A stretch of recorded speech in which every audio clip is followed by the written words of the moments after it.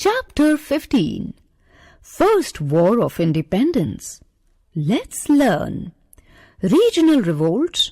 The revolt of 1857. Causes of the revolt. Main events of the revolt. Suppression of the revolt. Causes of failure of the revolt. Results of the revolt. By the first half of the 19th century, the East India Company had brought major portions of India under its control. Other areas were indirectly under their control through subservient Indian rulers, and the Mughal power was almost negligent. The British thus were the supreme power in India by 1850. 100 years after the Battle of Plassey, anger against the unjust and oppressive British government took the form of a revolt that shook the very foundations of British rule in India. The 1857 revolt sowed the seeds of Indian nationalism, which lay dormant in the subconscious of Indian people. It started the movement, which was a continuous struggle against the British rule till 1947. While British historians called it the Sepoy Mutiny, Indian historians named it the Revolt of 1857 or the First War of Indian Independence. The Revolt of 1857 had been preceded by a series of disturbances in different parts of the country from the late 18th century onwards. The Sannyasi rebellion in North Bengal and the Chunar rebellion in Bihar and Bengal broke out in the late 18th century. There were several peasant uprisings in the mid-19th century, the most important of which were those by the Mopla peasants of the Malabar and the Fairaizi movement by Muslim peasants in Bengal. The first half of the 19th century also witnessed a number of tribal revolts. In this context, mention may be made of the rebellions of the Bhils of Madhya Pradesh, the Santhals of Bihar, and the Gonds and Khons of Odisha. However, all these disturbances were localized. Although deep-rooted and in some cases long-drawn, these didn't pose any serious threat to the existence of the British Empire. Brain tickler. How many Bhil women took part in the Khandesh uprising? The revolt of 1857. The first expression of organized resistance was the revolt of 1857. It began as a revolt of the sepoys of the company's army, but eventually secured the participation of the masses. Its causes lay deeply embedded in the grievances that all sections of Indian society nurtured against the British rule. Causes of the revolt. Political causes. The political causes of the revolt may be traced to British policy of expansion through the doctrine of lapse and direct annexation. A large number of Indian rulers and chiefs were dislodged, thus arousing fear in the minds of other ruling families who apprehended a similar fate. Info Hive. William Stephen Reike's 12 Years of a Soldier's Life in India and Colonel G.B. Mallison's The Indian Mutiny of 1857 helps us to reconstruct the period of the revolt. Rani Lakshmibai's adopted son was not permitted to sit on the throne of Jhansi. Satara, Nagpur and Jhansi were annexed under the doctrine of lapse. Jaitpur, Sambalpur and Udaipur were also annexed. Other rulers feared that the annexation of their states was only a matter of time. The refusal to continue the pension of Nana Sahib, the adopted son of Bajirao II, created hostility among the ruling class. Moreover, the sentiments of the people were hurt when it was declared that the descendants of the titular Mughal Emperor Bahadur Shah II would not be allowed to live in the Red Fort. The annexation of Awadh by Lord Dalhousie on the pretext of maladministration left thousands of nobles, officials, retainers and soldiers jobless. This measure converted Awadh, a state hitherto loyal to the British, into a hotbed of discontent and intrigue. The sepoys, mostly recruited from the province, were deeply hurt by this act of betrayal and backstabbing by the British towards the ruler and people of a loyal state. Social and religious causes. A large section of the population was alarmed by the rapid spread of Western civilization in India. An act in 1850 changed the Hindu law of inheritance, enabling a Hindu who had converted into Christianity to inherit his ancestral properties. Besides, the missionaries were allowed to make conversions to Christianity all over India. The people were convinced that the British were planning to convert Indians to Christianity. The abolition of practices like sati and female infanticide and the legislation legalizing widow remarriage were threats to the established social structure. Even the introduction of the railways and telegraph was viewed with suspicion. Moreover, the concept of white superiority over colored native Indians rankled the educated middle class, who were denied promotions and travel facilities at par with the Europeans. Economic causes.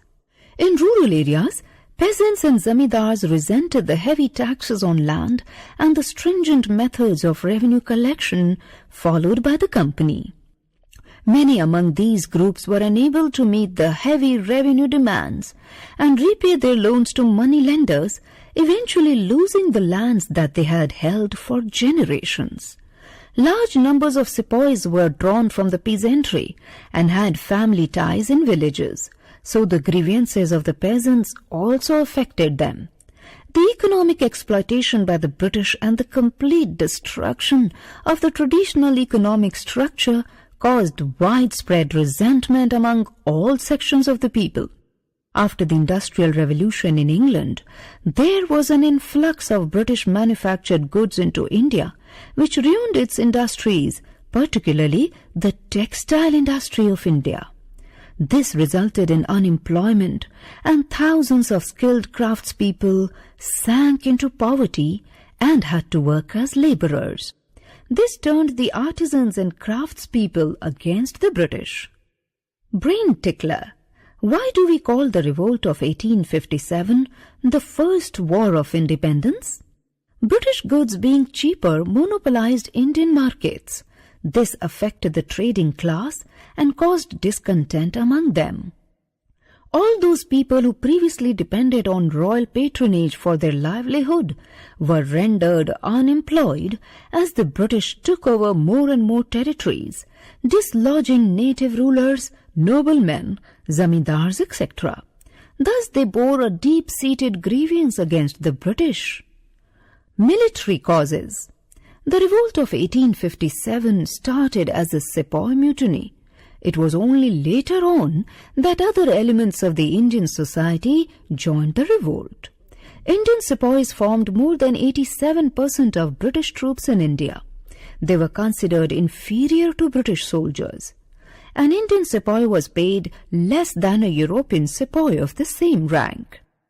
Besides, an Indian sepoy could not rise to a rank higher than that of a subedar. The expansion of the British Empire in India had adversely affected the service conditions of Indian sepoys. They were required to serve in areas far away from their homes. In 1856, Lord Canning issued the General Services Enlistment Act, which required that the sepoys must be ready to serve even in British lands across the seas. The Bengal army was recruited from the high caste communities in Awadh. They were not prepared to cross the ocean Kala Pani, which was forbidden as per Hindu religious beliefs. They developed the suspicion that the government was trying to convert Indians to Christianity. After the annexation of Awadh, the Nawab's army was disbanded. These soldiers lost their means of livelihood. They became bitter enemies of the British. Here is the picture of Mangal Pandey. Immediate cause, the greased cartridge incident. The revolt of 1857 eventually broke out over the incident of greased cartridges. A rumor spread that the cartridges of the new 5.57 caliber pattern 1853 Enfield .53 rifles were greased with the fat of cows and pigs.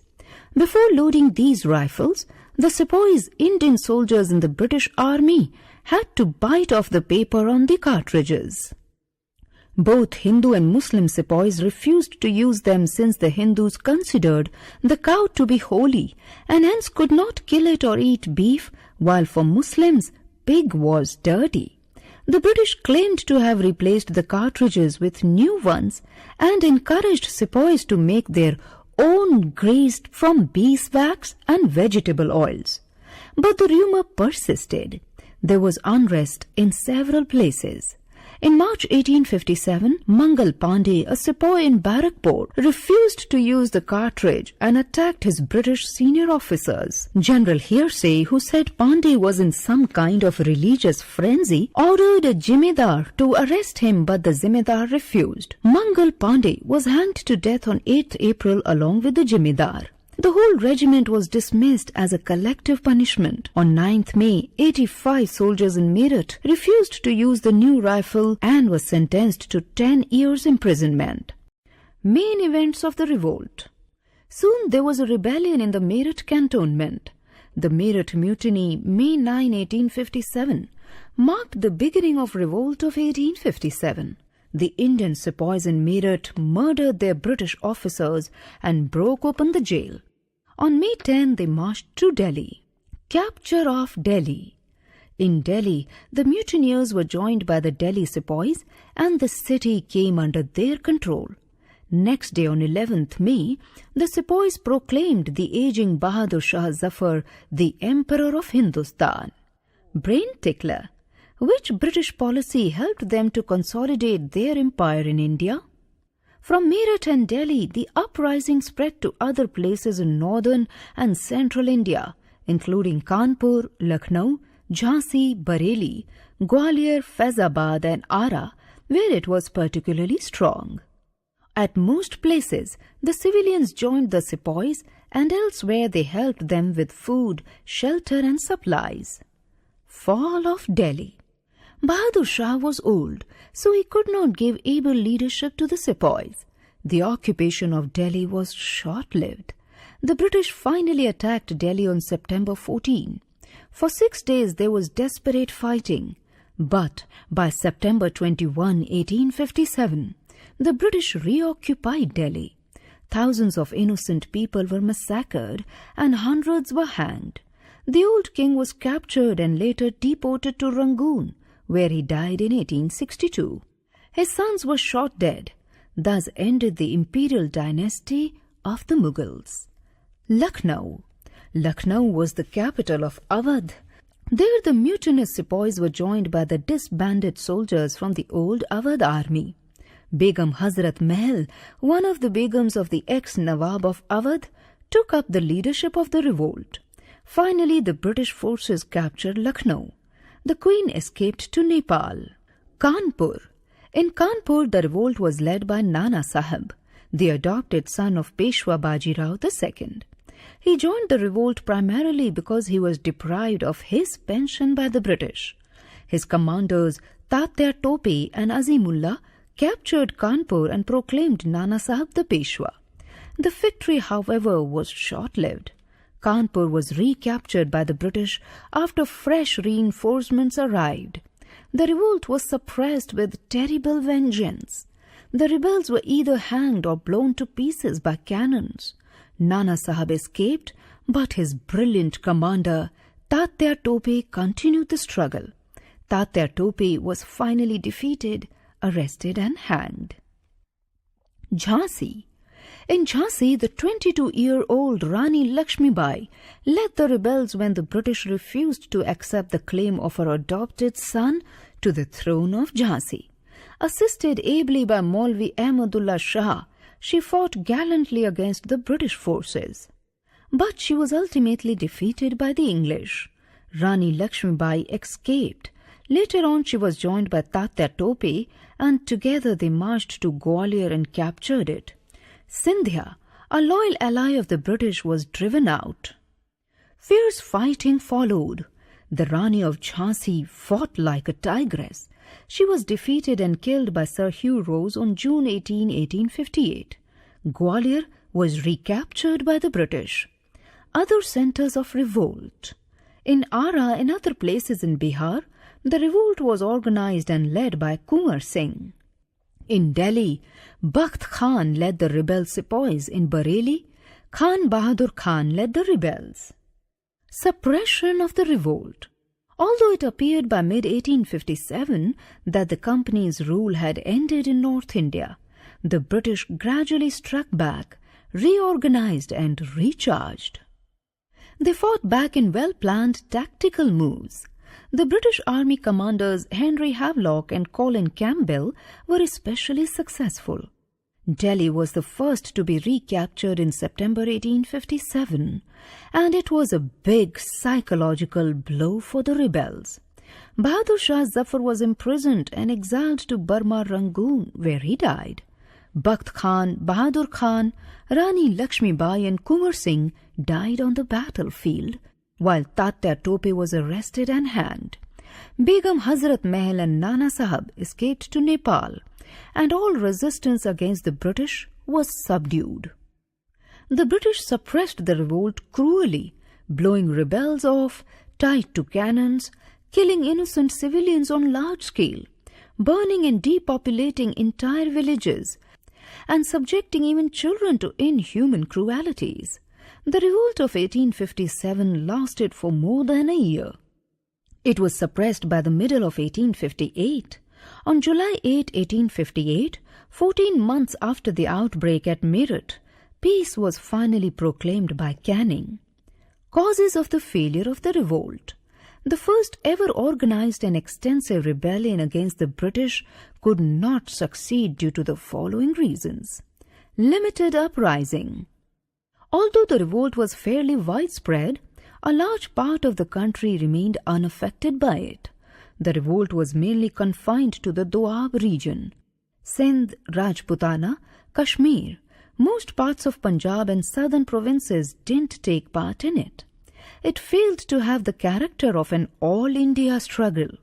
Important rulers like Scindia, Holkar, Rana of Jodhpur and others did not support the rebels. No effective leaders. The rebels lacked an effective leader. Nana Sahab, Tatya Tope and Rani Lakshmi Bai were brave fighters, no doubt, but they couldn't offer effective leadership to the movement as a whole. Also, most of the leaders fought for their own causes, and no national leader emerged to coordinate the movement and lend it a purpose or direction. Limited resources. The rebels lacked resources in terms of men and money. The English, on the other hand, had access to a steady supply of men, money, and modern arms. No participation of the influential class. The English educated middle class, the rich merchants, traders and zamindars of Bengal helped the British to suppress the revolt. Features of the revolt. Though the British historians termed the uprising of 1857 as Sepoy Mutiny, thereby suggesting that it was a revolt by a certain number of sepoys in the British Army and nothing more, facts reveal it to be a popular movement which all classes of Indian masses actively participated in and supported. The distinctive features of the revolt which show it to be much more than a mutiny by a section of army were: it was a long-lasting and widely spread-out movement. It began as a sepoy mutiny, but was soon supported by people from all strata of the society. Peasants and artisans participated wholeheartedly in the revolt. In many regions, the common people revolted much before the sepoys acted.